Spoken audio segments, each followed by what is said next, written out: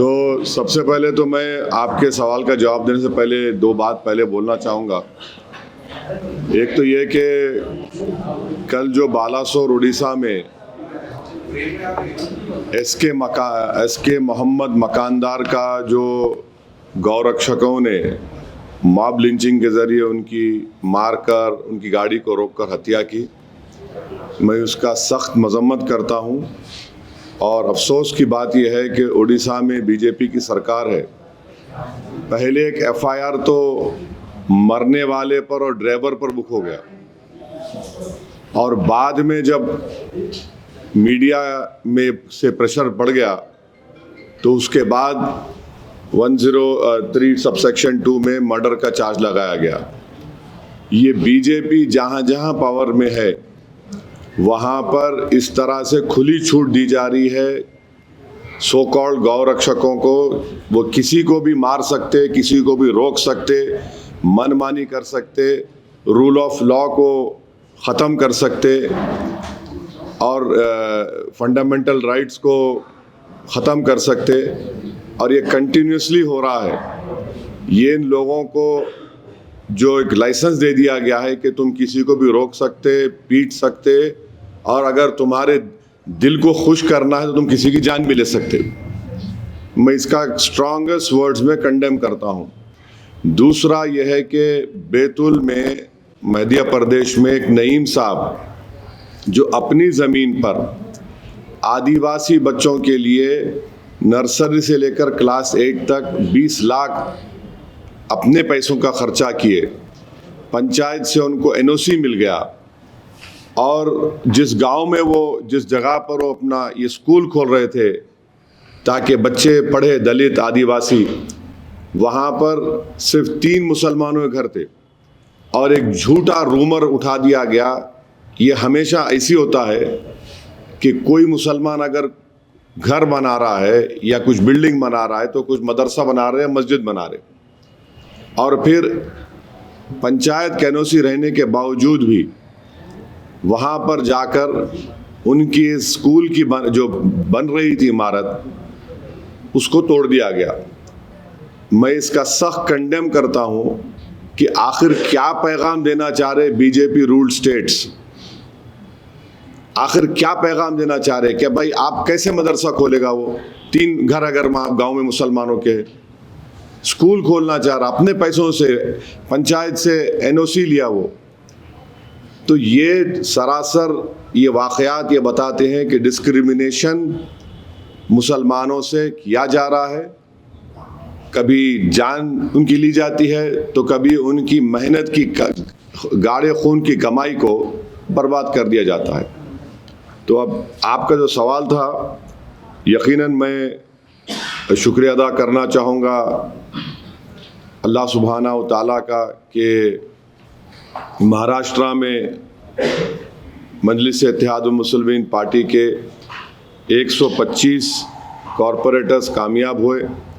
मैं शुक्रिया अदा करना चाहूँगा महाराष्ट्र की आवाम का कि उन्होंने बढ़ चढ़कर अपने वोट का इस्तेमाल किया, और मैं शुक्रिया अदा करना चाहूँगा उन तमाम वोटर्स का जिन्होंने एमआईएम पार्टी के कैंडिडेट्स को अपने वोट से, अपनी दुआओं से नवाजा और हमको इस कामयाबी से हमकिनार किया। मैं शुक्रिया अदा करना चाहूँगा महाराष्ट्र के हमारे प्रेसिडेंट इम्तियाज़ जलील साहब का, और वेस्टर्न महाराष्ट्र के ज़िम्मेदार का, और हमारे वाइस प्रेसिडेंट यूसुफ पुंजानी साहब का, एमआईएम पार्टी के तमाम मेंबर्स का, प्राइमरी ब्रांच के प्रेसिडेंट्स का, और कि उन्होंने बड़ी मेहनत की। मैं शुक्रिया अदा करना चाहूँगा बिहार प्रदेश के हमारे अध्यक्ष अख्तर ईमान साहब का, हमारे स्पोक्स पर्सन आदिल हसन साहब जो मेरे बाजू बैठे हैं, जो आकर कैंपेन किए।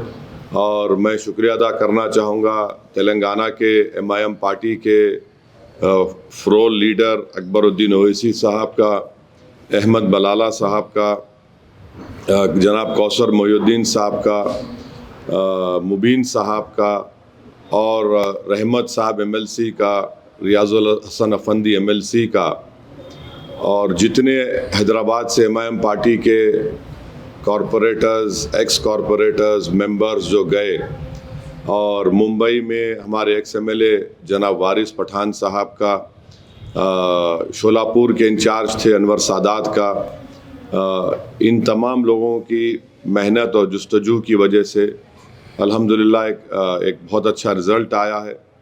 और मैं उम्मीद करता हूं कि जो हमारे कॉरपोरेटर्स कामयाब हुए हैं वो आवाम की उम्मीद पर उतरेंगे, क्योंकि मैंने पहले भी कहा था कि जीतना लगता है बड़ा मुश्किल, मगर जीतने के बाद जो मराहिल सामने आते हैं उसको कामयाबी से अबूर करना, आवाम की उम्मीदों पर उतरना, आवाम को दस्तयाब रहना और अपने बॉडी लैंग्वेज में, अपनी ज़बान से जो आप मिलनसारी के मज़ाहरे आवाम से करते हैं इलेक्शन के इंतखाबी मुहिम के दौरान, उसी को बरकरार रखना बहुत ज़रूरी है। तो मैं सख्ती से तमाम हमारे कॉरपोरेटर्स को ताकीद भी कर रहा हूँ कि आप आवाम के दरमियान में रहिए और आपके वार्ड्स में जहाँ पर आपको कामयाबी मिली वहाँ पर आप डेवलपमेंट के काम करवाइए। ये कामयाबी में आप देखेंगे कि हमारे कई हिंदू भाई भी कामयाब हुए, शेड्यूल कास्ट दलित भाई बहन भी हमारी पार्टी से मुंतखब हुए। मुंबई में मानकोट शिवाजी नगर में हमारे 6 कॉरपोरेटर्स जीते हैं। वहाँ उस विधानसभा में असेंबली कॉन्स्टिट्यूंसी में 8 थे, 6 जीते, जिसमें दलित विजय सर कामयाब हुए। फिर चीता कैंप में 2 हमारे कामयाब हुए। मुंबई बीएमसी में एमआईएम पार्टी के 8 कॉरपोरेटर्स जीते। एक बहुत बड़ी कामयाबी हमको मिली औरंगाबाद में, जहाँ पर 33 हमारे कैंडिडेट्स कामयाब हुए हैं। वैसे ही मालेगांव में, नांदेड़ में, नगर में मुझे बड़ी तकलीफ़ है कि हमारे दोस्त समद खां साहब कामयाब नहीं हुए, मगर मुझे यकीन है कि अहमदनगर की आवाम समद खां के साथ है, हम भी उनके साथ हैं और साथ रहेंगे। तो इसी तरीके से आप देखेंगे अमरावती में हमारे कॉरपोरेटर्स जीते, अकोला में हमारे 3 कॉरपोरेटर्स जीते, मगर वहाँ पर अगर आप देखेंगे तो हमारे को उस अकोला विधानसभा में 62,000 वोट मिले। तो अल्हम्दुलिल्लाह ये अल्लाह का करम है और सबकी मेहनत जुस्तजू रही और हम सब ने अपना रोल उसमें अदा किया।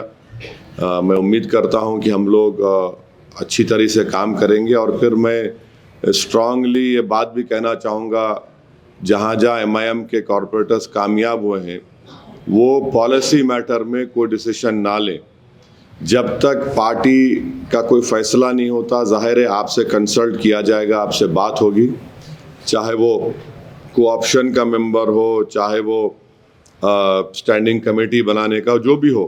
इस मसले में पार्टी आपसे बात करेगी, उसके बाद जो डिसीजन होगा आप उसको ज़रूर फॉलो करिए। तो ये मेरे इनिशियल रिमार्क्स थे। अगर आप हमारे दोस्तों को अगर कुछ और मज़ीद सवालात करना है तो आप बारी बारी से पूछ लीजिए, मैं उसका जवाब देने के लिए तैयार हूँ। सर, जैसा कि नागपुर में आरएसएस का आप पे तमाम तरह के आरोप लगते रहे बीजेपी को लेकर, अब वो आरोप जो है सवाल में तब्दील हुआ है, क्या मैच फिक्स था बीजेपी के साथ? अब ऐसा है ना कि जो आरोप लगाते, तो हैदराबाद में कहावत है, गिरे तो गिरे टांग मेरी ऊपर।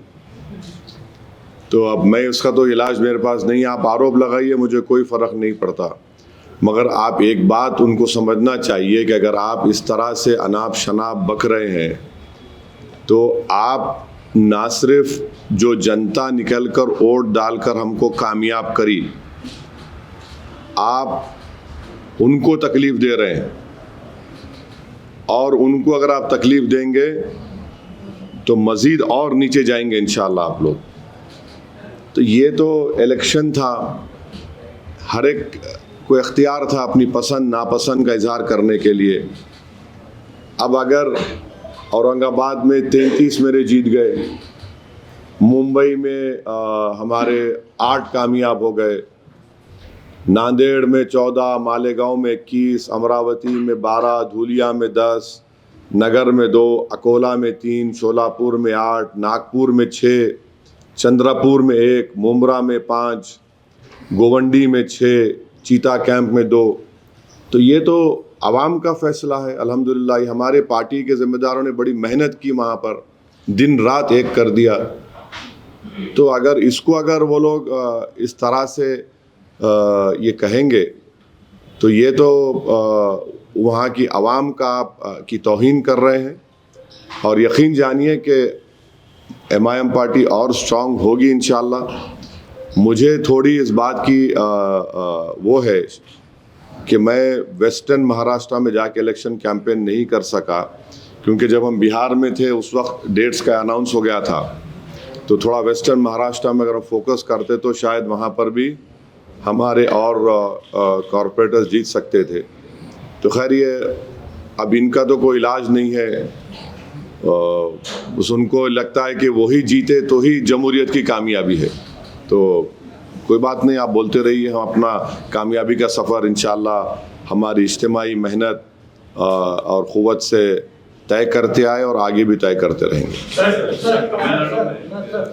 If this situation arises, will the MIM support the BJP to claim stake for mayor seat or deputy mayor seat or any other parties? Support whom?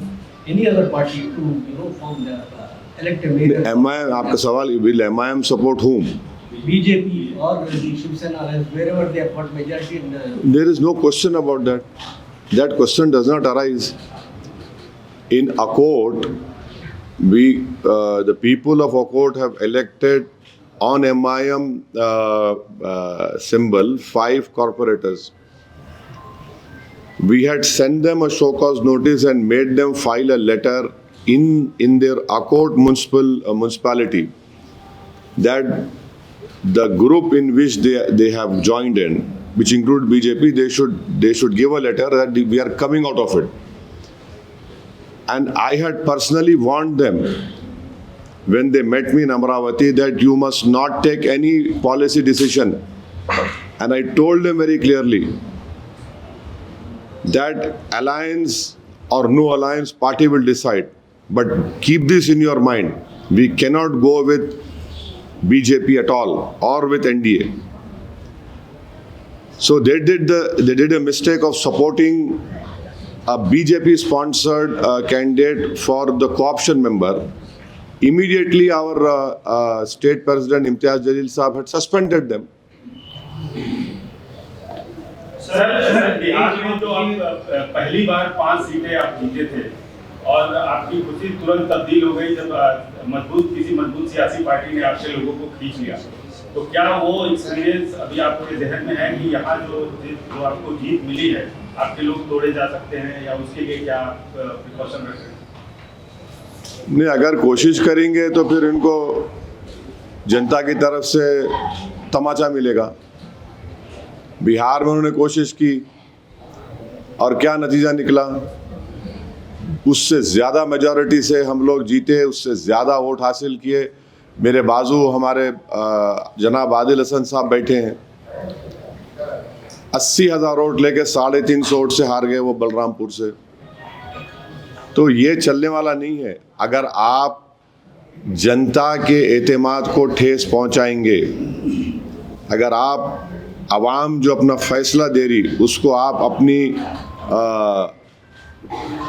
उसका सही लफ्ज़ ये है कि बर्बरियत, अगर आप अपनी बर्बरियत के मज़ाहिर इस तरह से करेंगे तो फिर याद रखिए आवाम भूलती नहीं उसको। सर आप जब क्या तो ये अगर कोई हरकत करने की सोच रहा है तो उसको खैमियाजा भुगतना पड़ेगा। हम तो हर एतबार से कोशिश कर रहे हैं और हमको पूरा यकीन है, भरोसा है हमारे कॉरपोरेटर्स पर कि वो मजलिस इत्तेहादुल मुस्लिमीन के प्लेटफॉर्म से कामयाब हुए हैं। आवाम ने उनको उसी बुनियाद पर वोट देकर कामयाब किया, पतंग के निशान पर। वो हमको यकीन है कि इंशाल्लाह हमारे साथ रहेंगे और हम पूरे जो एहतियाती तदाबीर हम इस्तेमाल कर सकते उसको ज़रूर हम कोशिश कर रहे हैं। बात का बीजेपी की जो पूरे स्टेट में और तकरीबन पूरे म्युनिसिपल कॉर्पोरेशन में जीत हुई, आप इसको डेवलपमेंट की जीत समझते हैं या हिंदू मुस्लिम पॉलिटिक्स की जीत समझते हैं बीजेपी की? अब हम तो बीजेपी को हराए औरंगाबाद में, ऐसे ऐसे वार्ड से हराए जहां पर लोग बोले थे अरे इन्होंने खाली कैंडिडेट दिए, यही सवाल हमारे करे थे, आप कैंडिडेट दिए, डील कर लिए, आप बीजेपी जिताना चाह रहे, वहां पे हमारे दलित कैंडिडेट जीत गए। 2 प्रभाग में औरंगाबाद के यही इल्जाम लगाए इम्तियाज जलील के ऊपर कि फुला उससे उसको खुश करने को, इससे खुश करने को डील कर लिए, यही इल्जाम लगाए धूलिया में। हम तो हराए बीजेपी को वहां पे। तो अब ये वर्डिक्ट कैसा आया, क्यों जीते ये लोग, तो ये तो अब वो पार्टीज को तय करना है जो हमको भी गाली देते। तो आवाम का फैसला है। कैसा है ना कि अंग्रेजी कहावत है, victory has many fathers, defeat has none. तो वो डिफीट क्यों हुई, वो बड़े जय्यद लोगों को बोलना पड़ेगा। मगर जहां तक वोटर लिस्ट थी, वोटर लिस्ट सही थी, वोटर लिस्ट सही थी। अब इससे बढ़ के अगर कोई बाद में कोई निकलता है तो मेरे को नहीं मालूम, क्योंकि हम लोग देख रहे थे, वोटर लिस्ट को चेक कर रहे थे, तो वोटर लिस्ट तो चुनाव में सही थी। कई आरोप लगे हैं सर, कई लोगों के नाम नहीं आए हैं सामने, और कई लोग जब ईवीएम खराब होने की वजह से कई बूथ्स पर देखिए, अगर ईवीएम काम नहीं करती है तो ईवीएम अगर 1 घंटा ईवीएम काम नहीं करती है तो इलेक्शन टाइम अगर 6 बजे या 7 बजे ख़त्म हो रहा है तो जितने लोग उस वक्त रहे उनको वोट डालने का इख्तियार दिया जाता है, या फिर इलेक्शन कमीशन जो टाइम लूज हुआ उसको दे भी देती है। अब जिसके नाम नहीं आए, ऐसा तो मेरे को तो मैं नहीं सुना पोलिंग के दिन, क्योंकि हम लोग क्लोजली फॉलो कर रहे थे एमआईएम पार्टी के जिम्मेदारों से, हमारे बिहार के, दिल्ली के शोएब जामाई साहब नागपुर के जिम्मेदार थे, सब लोग से हम कांटेक्ट में थे। तो ऐसा तो कोई ये नहीं बोला कि भाई पूरे एक वार्ड में इतना बड़ा नाम काट दिए गए, नाम नहीं आए, ऐसा तो मेरे को तो नहीं सुना। मैं हो सकता है ऐसा बात जगह पे हुआ होगा। के जो नतीजे आए, आप भी वहाँ काफी कैंपेन किए, आप करते रहे हैं। जो ठाकरे ब्रदर्स का जो गठबंधन था, अब आप रिजल्ट आ गया, आपसे मैंने 2 दिन पहले पूछा था, आपने जवाब साफ नहीं दिया था। अब नतीजे आने के बाद आप कह सकते हैं कि ठाकरे ब्रदर्स का जो, या ठाकरे का जो करिश्मा है वो अब खत्म हुआ मुंबई से? नहीं, देखिए,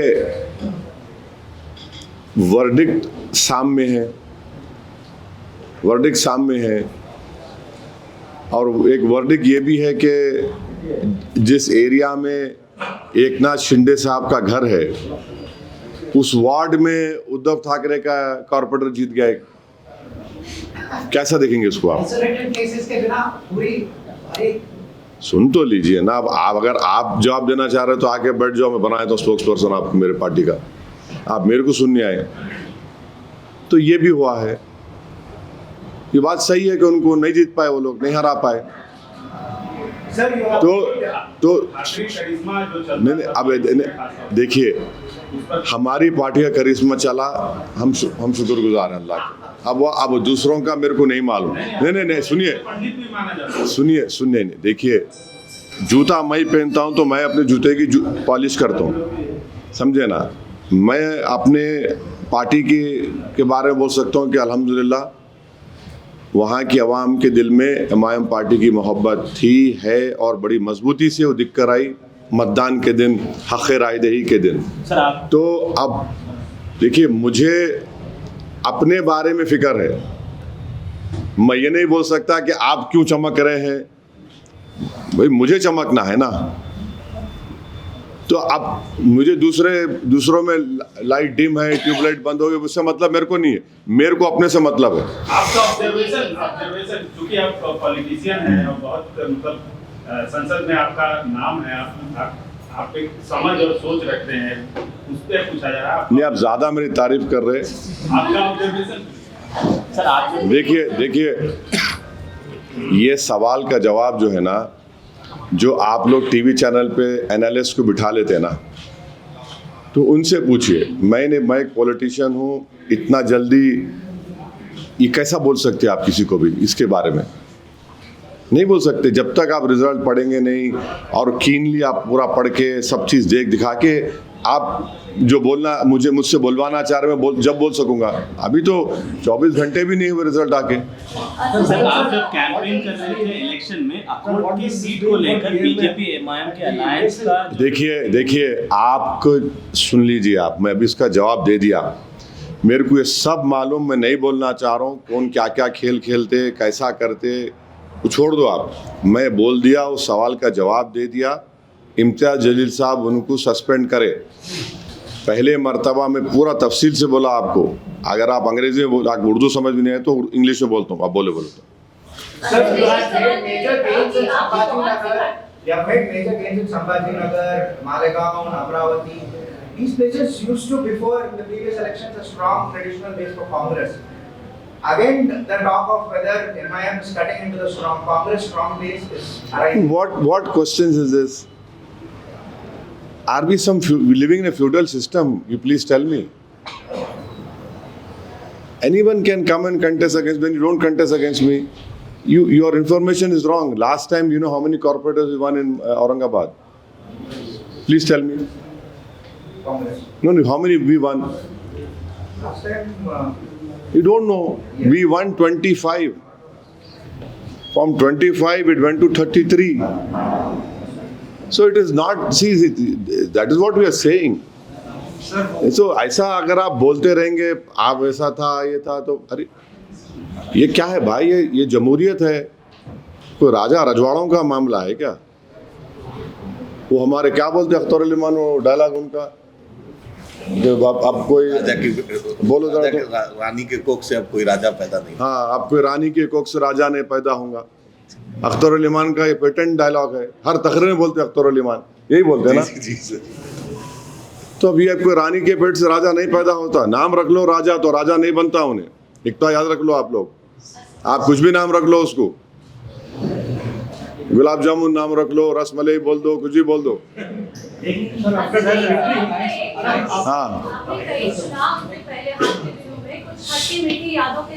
हाँ, हाल के जो चुनाव रहे उसमें कुछ खट्टी मीठी यादें एमआईएम पार्टी के लिए और आपके लिए भी रहे। क्या खट्टी मीठी यादें? कहीं जीत कहीं हार, इस तरीके से जो है आपका अभी हाल में जो बाकी राज्यों में रहा, तो ऐसे में ये वाली जीत एमआईएम पार्टी के लिए नहीं, खट्टी मीठी कहाँ है? हम तो बिहार में अच्छा खासा अलायंस करके, माने हम तो पहले बोले बना लो हिस्सा आप हमको आपका। हम तो लेटर लिखे थे बिहार में अख्तर अली मान साहब कि भाई आप सिर्फ 5 सीट दे दो, अगर आप जीत गए तो मंत्री पद मत दो, सीमांचल से इंसाफ करो, फिरका परस्ती, कम्युनलिज्म, फैशिज्म को रोको। आप नहीं सुने तो हम तो अलायंस किए हमारे भाई चंद्रशेखर आज़ाद रावण पार्टी के साथ और हमारे बिहार स्वामी प्रसाद मौर्य साहब के साथ हम लड़े, हमको कामयाबी मिली और जनता ने हमको कामयाब किया और जनता ने किसी और को कामयाब भी किया, किसी को हरा दिया। तो ये तो हम तो इलेक्शन लड़ते हैं ना मैडम। देखिए इलेक्शन लड़ना एक पॉलिटिकल पार्टी का बहुत बड़ा जिम्मेदारी भी होती है। हम इलेक्शन लड़े और हम मेहनत कर रहे थे। मेरे को अच्छी तरह याद है कि जब बिहार में इम्तियाज़ जलील साहब थे और कैंपेन में बिहार चुनाव के इलेक्शन इंतखाबात में, तो वो बेचैन हो गए कि असद भाई मेरे को जाने दो आप। डेट्स आ गए थे ना, जब डेट्स आ गए थे तो दिन रात हम मेहनत किए, कोशिशें किए और एक इज्तिमाई तौर पर एक कलेक्टिव एफर्ट था महाराष्ट्र के ज़िम्मेदारों का पूरा। वो ठीक है, बाज़ हमारे पुराने लोगों को टिकट नहीं दे सके, वो लोग नाराज़ भी थे। मैं जाकर उन जितने लोग मुझसे मिले, मैं उनको समझाया और वो मेरे विवाद को समझे कि भाई आप पार्टी में आ जाओ, काम करो पार्टी का, आपको पार्टी का काम करो। आप म्युनिसिपल कॉरपोरेटर नहीं तो पार्टी तो है ना। तो जो लोग जिनमें इखलास था, जिनमें पार्टी से मोहब्बत थी, वो आए, मुझसे मिले और बहुत मेहनत किए। चाहे वो शेख अहमद हो, नासिर सिद्दीकी हो, हमारे असद चाऊश हो, फैज़ान रिजवी हो, ऐसे बहुत से लोग हैं। अब जो नहीं सुनना चाह रहे थे उनकी मर्जी है, वो इलेक्शन लड़े, नतीजा सामने आ गया। ये जीत कितनी अहमियत रखती है? मैडम देखिए, मैडम हर चाहे वो एक छोटा एमपीटीसी के इलेक्शन की जीत हो, मैं उसको अपने सर और आंख पे उठा कर रखता हूँ। तो हर कामयाबी मेरे लिए बड़ी होती है। हम ये नहीं ये एमपीटीसी का है, ये जेडपीटीसी का है, ये कॉरपोरेटर का है, ये सब नहीं। हर कामयाबी, एक छोटी सी कामयाबी हमारे लिए बड़ी अहमियत रखती, और हम उसको अपने दिल के बड़े करीब रखते हैं, और उससे हमको खुशी मिलती, हमको और कॉन्फिडेंस हमारा बढ़ता। सर अभी आपने कहा कि 19 वाला जवाब पार्टी की जो हाँ, होती है, हाँ। चुनाव लड़ना, अगर कहीं चुनाव है तो वहाँ चुनाव लड़ना राजनीतिक पार्टियों की नैतिक जिम्मेदारी है, ऐसा आपने कहा। तो उस नैतिक दिखाएंगे। अभी देखिए ना, आपको बहुत जल्दी है ब्रेकिंग न्यूज़ करने की, ठहरिए ना अभी। कुछ तो बताइए सर। अरे जब आएगा वक्त बताएंगे ना। अभी तो आज तो महाराष्ट्र की कामयाबी के बारे में आपको हम तकलीफ़ दिए, आप लोग आए, बहुत बहुत शुक्रिया। आप तो एक अहम काम छोड़ के आए, तो आपका बहुत बहुत शुक्रिया। सही टाइम पे बताएंगे आपको। क्या बोले आप? सर आरएसएस का गढ़ है। हाँ, नागपुर में आरएसएस का गढ़ है, वहाँ पर मंजी जो है ना 7 सीटों पर काम। नागपुर में आरएसएस का हेडक्वार्टर है, तो उससे क्या करने का है? वहाँ पर मंजी जादू वो है जो जादूगर के सर पे चढ़ के बोले, समझे ना? सर तेलंगाना में भी चुनाव आने वाले हैं, कुछ ही समय में म्युनिसिपल इलेक्शन हाँ। होने वाला है। Certainly expanded your footprint in Maharashtra in this municipal election, sir. But the question also arises: the next municipal elections is going to happen in Telangana. Do you have the same intention here as well? Yeah, why not?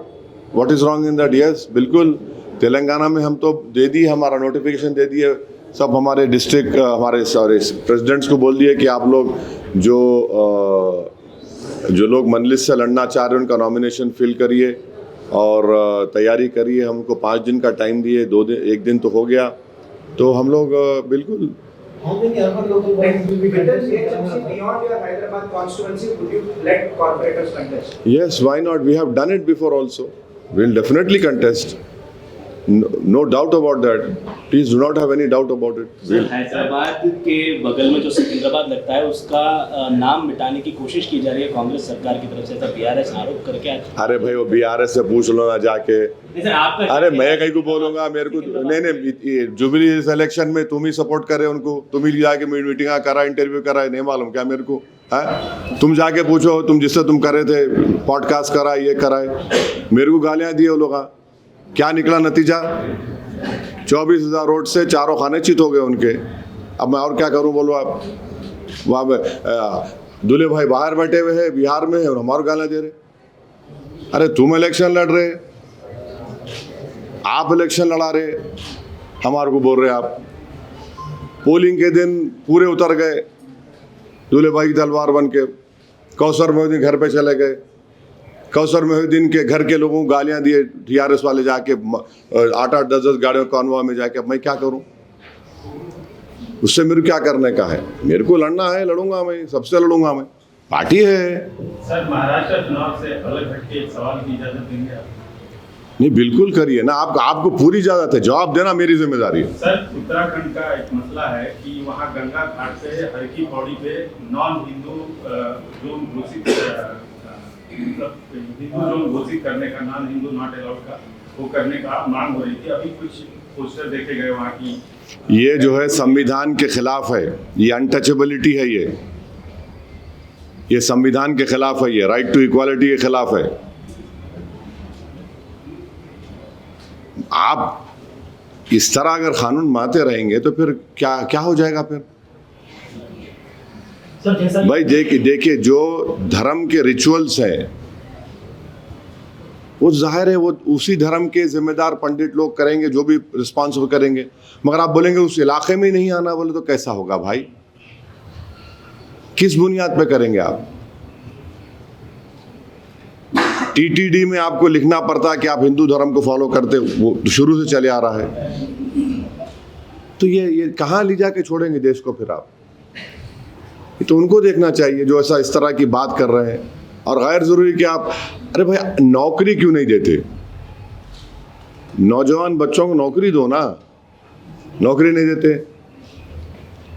आप ही के उत्तराखंड में angel Cheema को मार दिया गया, उसको चिंकी विंकी झूठे गलत बातें बोलकर, जो बच्चा MBA कर रहा था, जिसका बाप BSF में सिपाही है, जो हमारी सरहद की हिफाजत कर रहा है, उसको आप माने उसको जस्टिफाई कर रहे मार के। फिर आप, वो नफरत है फिर वो, क्योंकि वो आपकी तरह नहीं दिखता।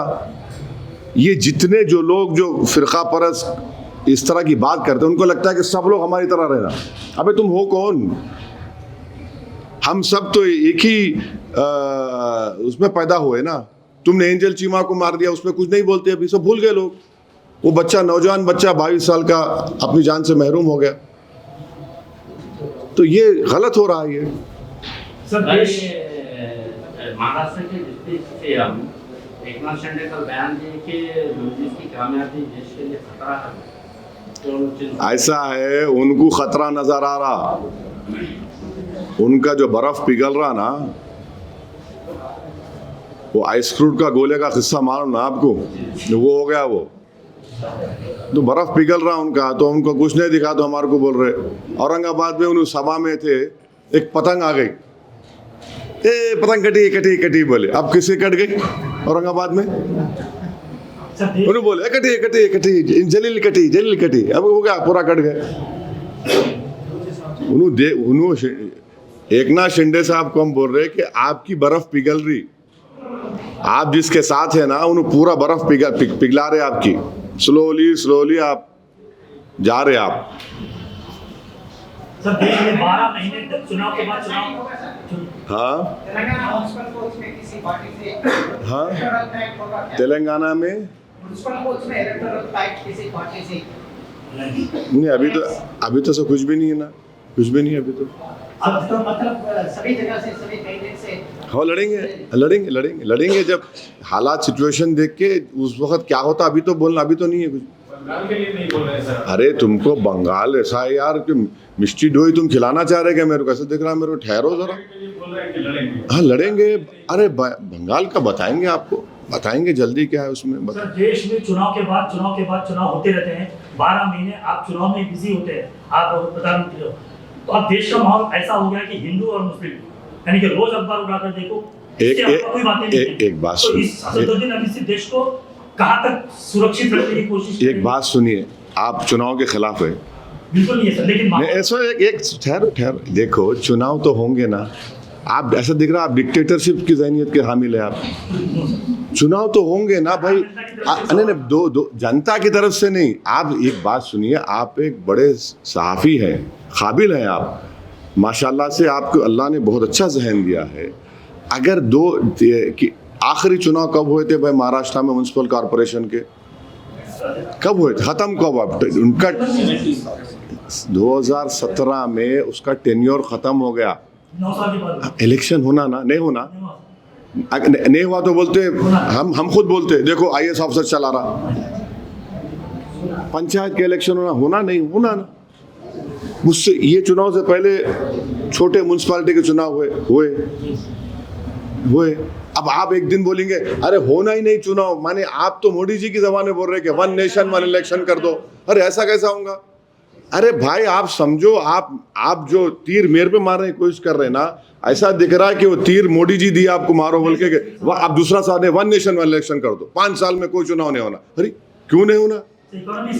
अरे सुनिए एक बात, इलेक्शन होगा तो जो हुक्मरान रहता उन्हें टोस पे रहता आपने, अरे इलेक्शन आ रहा कुछ करो। लाड़की बहना में पैसे नहीं आ रहे थे, वो जो औरतों, अब दिए ना, इलेक्शन है बोल के दिए ना, अब बाद में भूल जाते होंगे, भूलते। इलेक्शन से रूलिंग पार्टी के लोग फिक्रमंद रहते।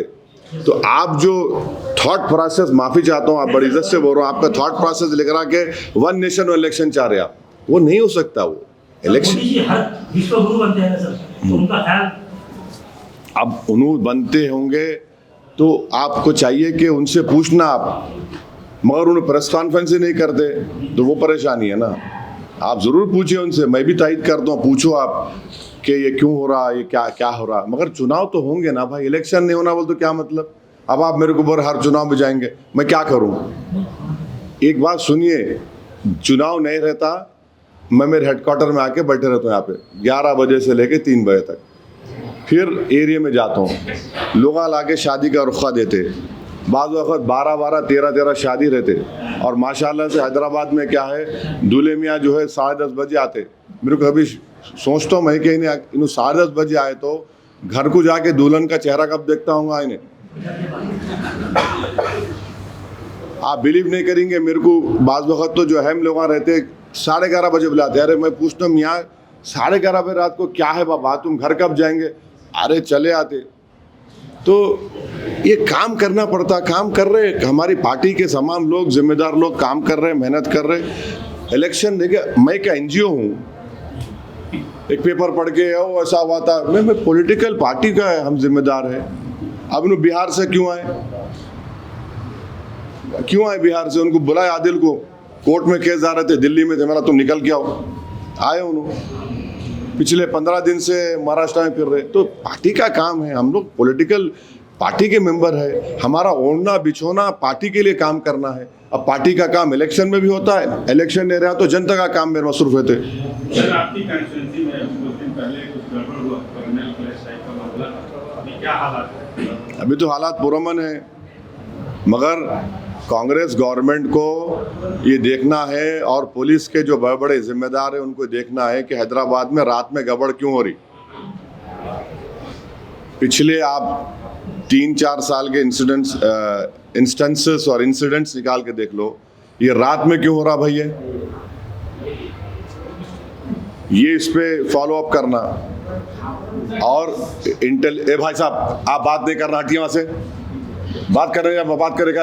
हटिए, आप कहीं बैठे रहे हो, हटिए उधर से। तो ये इंसिडेंट्स क्यों हो रहे? और मैं एक जिम्मेदारी से बोल रहा हूँ कि जो पुलिस का जो इंटेलिजेंस का नेटवर्क है वो बिल्कुल कमजोर है हैदराबाद में। इनको मालूम ही नहीं हो रहा क्या हो रहा।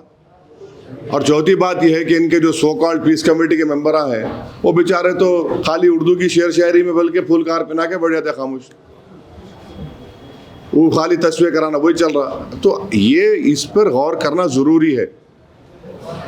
ये कम्युनल फोर्सेस को मौका नहीं देना चाहिए। और सबसे अहम बात यह है कि हैदराबाद एक ब्रांड है, सिर्फ तेलंगाना के लिए, पूरे देश के लिए, और एक इकोनॉमिक हब बनते जा रहा है।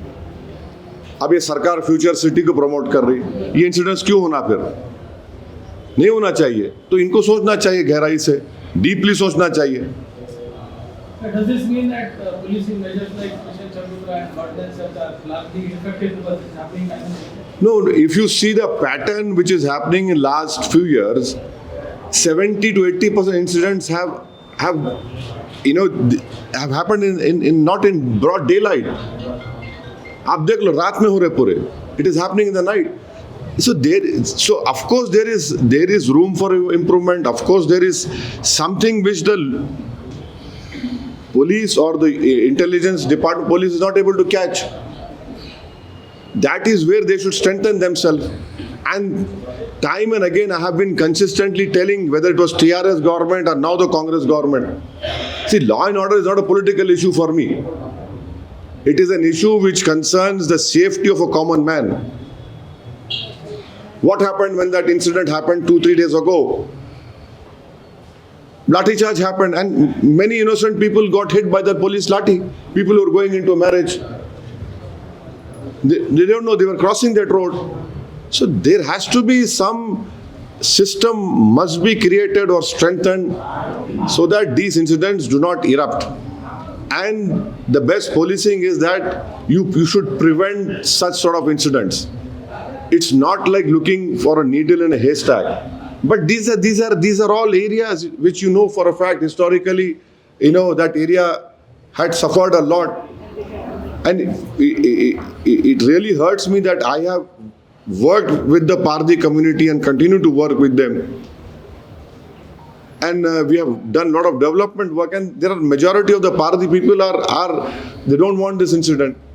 और वो जो पारदीवाड़े के एक हिस्टोरिकल जगह भी आप लोगों को नहीं मालूम शायद, वहाँ पर एक बेंच है, आप जाओ, जहाँ पर पंडित नेहरू बैठे थे आके। सर बोलो। हमला हुआ, इंचार्ज पे भी हमला हुआ, तो उसके बाद क्या कार्रवाई हुई सर? जो हमला करे पूरे हार गए। आवाम बोली तुम हमला करे, अब हम जमहूरी वोट से हमला करेंगे, चारों खाने चिल। यूं मारे, पब्लिक बोली हम जा क्यों करेंगे, आउट, पूरे चारों खाने chill. Sir recently NTV journalist को अरेस्ट किया गया सर, उस पे आप क्या बीआरएस सपोर्ट करिए? भाई मैं देखिए, मैं महाराष्ट्र के इलेक्शन कैंपेन में था, हमारे बर्ख मेरे को मैसेज भिजाए थे, कहाँ है बर्ख है, तो मेरे को उसका तफसील मालूम करना है। अब ये क्या है उसका डिटेल मालूम करना है। बाज़ जर्नलिस्ट को छोड़ भी दिए बोल के मीडिया का रिपोर्ट्स है, बाज़ एक साहब को रिपोर्ट पे पकड़े बोल के। तो सहाफ़ी आज़ादी का मैं ख्याल रहा हूँ, तो अब इस पर्टिकुलर इंसिडेंट के बारे में क्या है, मैं आप लोगों से बाद में बात करके कुछ तबसरा कर सकता हूँ। Sir, on the international front, India is likely to either pull out from Chabahar port operations in Iran because of Trump's actions is a very big ongoing debate, sir. What do you think? Do you think India should still have a presence in Iran's Chabahar port? No, according to the Hindu newspaper and Economic Times report, we had transferred the money to the Iranians to build it, because we knew that such, apparently according to the report of these two newspapers, that the sanctions will be coming. But Chabahar is very important for India, because that will give us an entrance to not only Afghanistan but to other Central Asian republics. And we hope that the government will not succumb to this pressure tactics, because end of the day, if one country is protecting their interests, we have all the right to protect our interest. We have to have a connection through Iran with Afghanistan and to the Central Asian republics. So we hope that that sort of independence the government of India will show. साहब, अभी एक मोहतरम का statement आया है कि जो है एमआईएम की जो पतंग है वो सैंपल को चेंज करो बोल के, तो इलेक्शन कमीशन को लोग जो है कंप्लेन करेंगे बोल के बोल रहे हैं सैंपल हटाने के लिए, क्योंकि एक फेस्टिवल का वो है बोल के बोल रहे हैं। तो इसके ऊपर आप अब क्या बोलेंगे अब उनको? अब घर में जिसके सिंबल नहीं है उनको खाली यही सिंबल दिख रहा, तो क्या करेंगे? अब घर में सिंबल रहा तो रहता ना, अब घर में सिंबल नहीं है तो उन पतंग के पीछे पड़े हुए। अब क्या मैं क्या बोलूँ आपका क्या जवाब दे सकता हूँ मैं? अरे क्या बात है, कल बोलेंगे नहीं वो कमल का फूल वो ऐसा है वहाँ पे वो निकाल दो, कल बोलेंगे नहीं हाथ है, हाथ मिलाए तो ऐसा दिखता, कल बोलेंगे गाड़ी है वो गाड़ी निकाल दो पब्लिक जाती है उसमें, परसों आप बोलेंगे नहीं नहीं वो किसान जो है खेती करता उसका सिंबल निकाल दो। हाँ अभी अजीब है, वो बोलेगा नहीं मशाल से आग लग जाती वो निकाल दो। एक सिंबल है ना, पार्टी का शनाख्त है, और हम एक रिकग्नाइज पार्टी है, हमारा सिंबल है।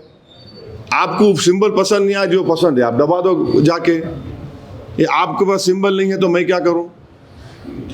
तो ये क्या होता है, ये लोग जो बोलते हैं ना, ये लोग घर में कुछ प्रॉब्लम दिखता है मेरे को।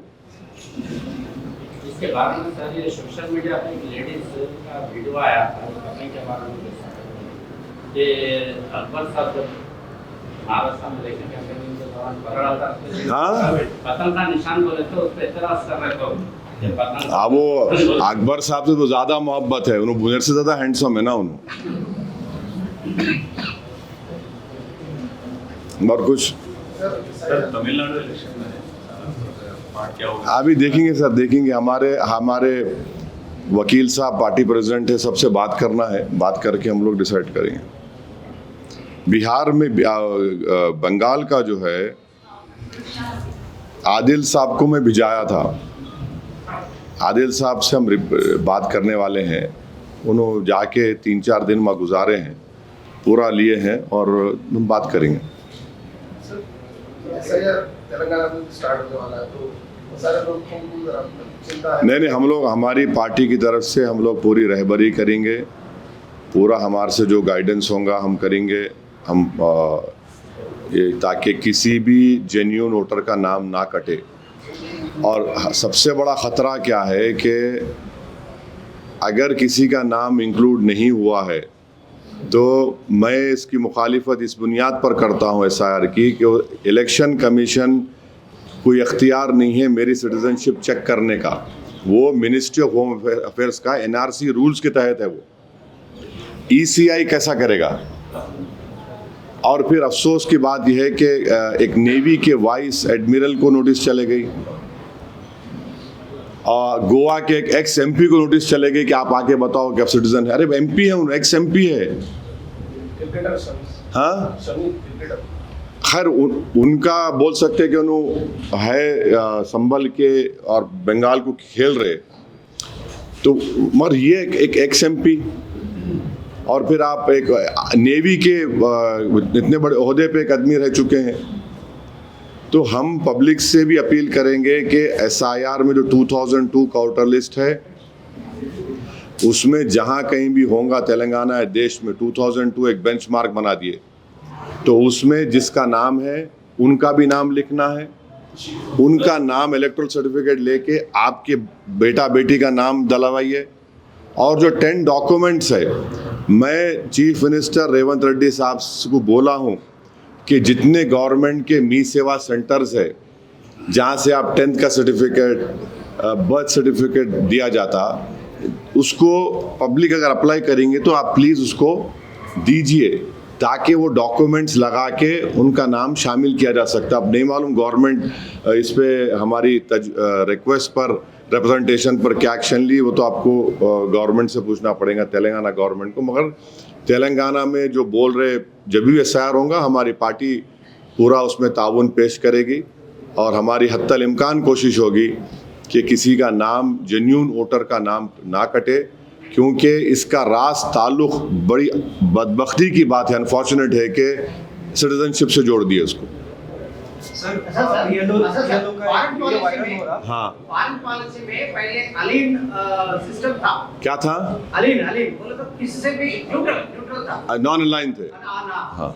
अभी कैसा है अपना पॉलिसी, कैसा होना चाहिए रिसेंट पॉलिटिकल डेवलपमेंट हिसाब से?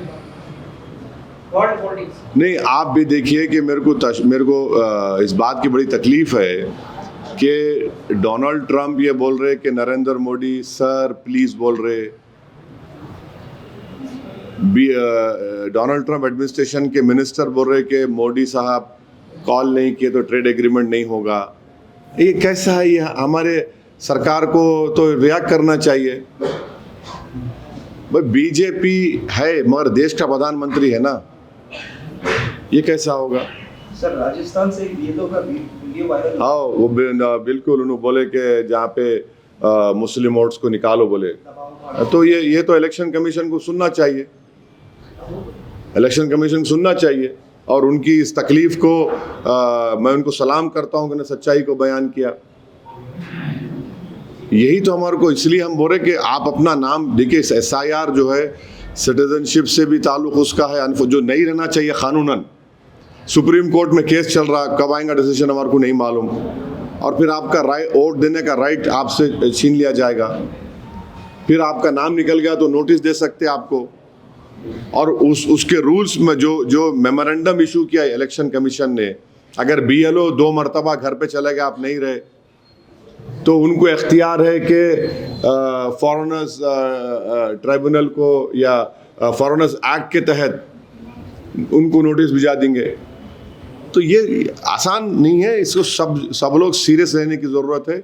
हम तो तेलंगाना के जब SIR शुरू होगा, मैं हमारे हैदराबाद के ज़िम्मेदारों से बातचीत किया हूँ, इर्रेस्पेक्टिव ऑफ रिलीजन, सबको हम बोले कि हम लोग सब मिलके इसके ऊपर बोलना चाहिए कि जिसका नाम है और जो जेन्युइन वोटर है 18 साल के हो चुके हैं उनका नाम आना चाहिए, और हम लोग करेंगे।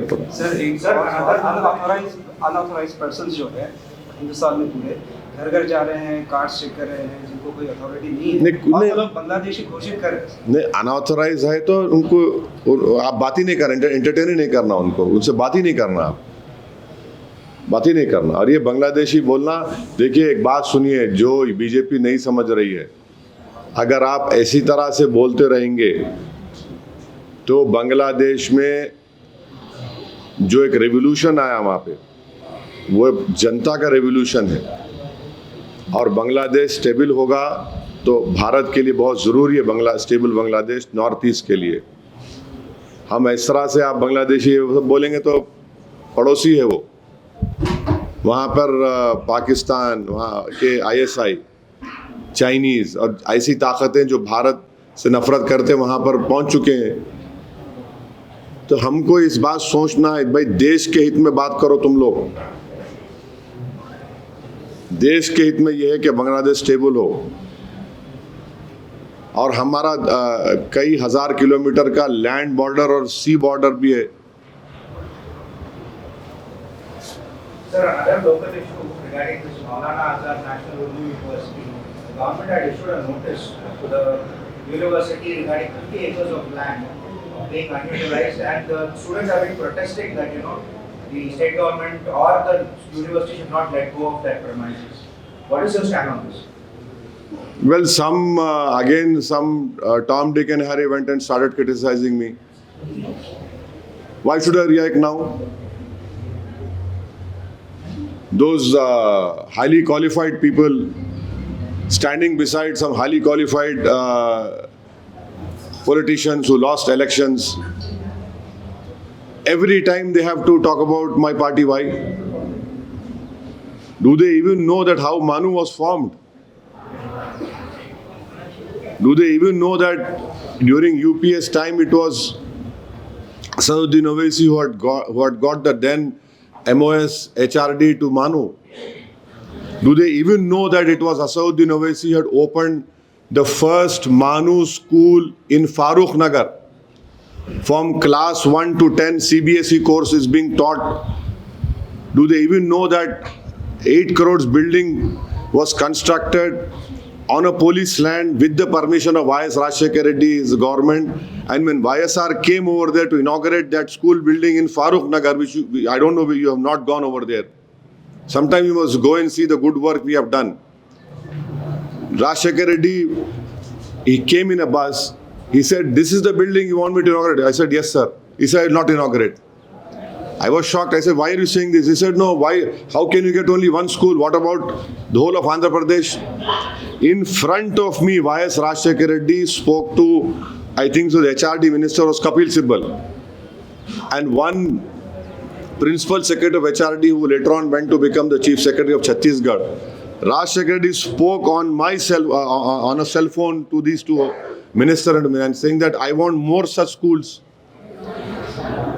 If the Manu University is trying to give it to private people to develop that area, we also condemn that.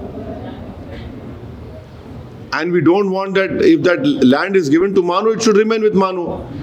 But to make such baseless allegations against MIM, this is a cowardly act. You want to fight me politically, come out and fight me politically. And don't tell me what about Manu. I know more about Manu.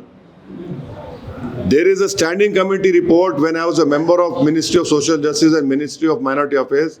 You should see my contribution in those reports, what I have talked about Manu and everything, or what we have spoken in the parliament. Recently, in the last parliament session, I had talked about Urdu language and I had said, please strengthen Manu. And I'm warning the Manu administrators, you should not finish Urdu to promote English language over there. That university was formed for the Urdu language. It was Urdu University under an act. I hope they don't do that. Sir अभी China की आपने बात, बस शुक्रिया, आपको पूरे सवालात हो गए, बहुत बहुत शुक्रिया। 1-to-1 नहीं होने वाला है। अस्सलाम वालेकुम।